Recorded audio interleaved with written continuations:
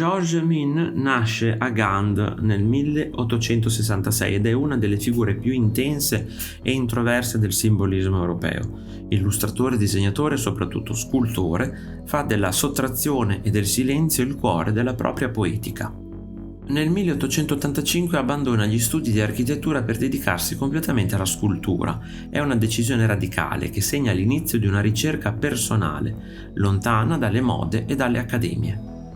Nel 1890 conosce Auguste Rodin a Parigi, ne ammira la forza espressiva ma non ne segue la strada.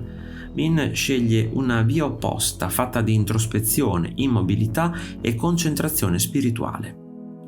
Min è profondamente legato ai poeti simbolisti belgi, illustra opere di Maurice Maeterlinck ed Émile Verhaeren, condividendo con loro l'idea di un'arte che non racconta ma suggerisce.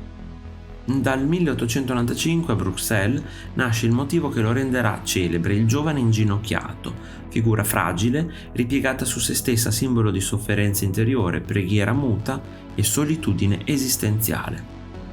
Nel 1899 Min si ritira con altri artisti nel villaggio di La Thames-Saint-Martin. È un rifiuto della modernità urbana e del disagio sociale a favore di una vita più essenziale e contemplativa. Le sue sculture sono caratterizzate da forme semplificate, corpi magri, linee nette.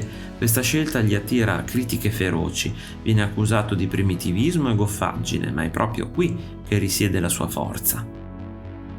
Émile Verhaeren ne coglie il valore profondo. Le figure di Min sembrano sospese tra il mondo reale e un altrove spirituale dove l'idea prende forma.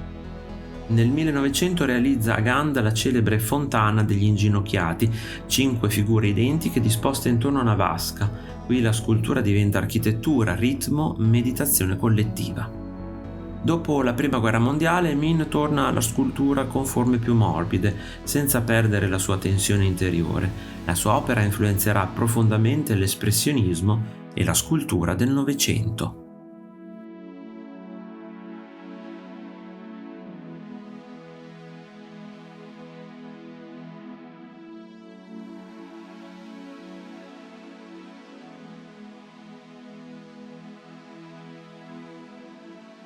Se ti è piaciuto il video, iscriviti al canale, lascia like e condividilo con i tuoi amici. Un saluto e al prossimo video di Arte Esplorando!